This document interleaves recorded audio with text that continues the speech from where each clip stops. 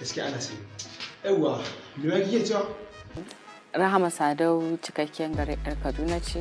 Kaduna aka haife ta, Kaduna dai taso, Kaduna take karatu. Allah ko?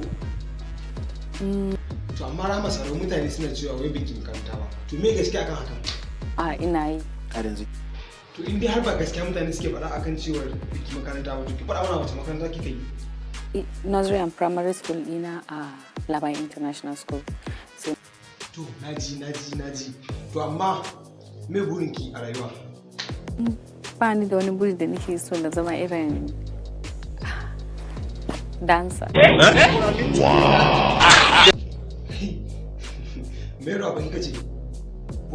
To shi.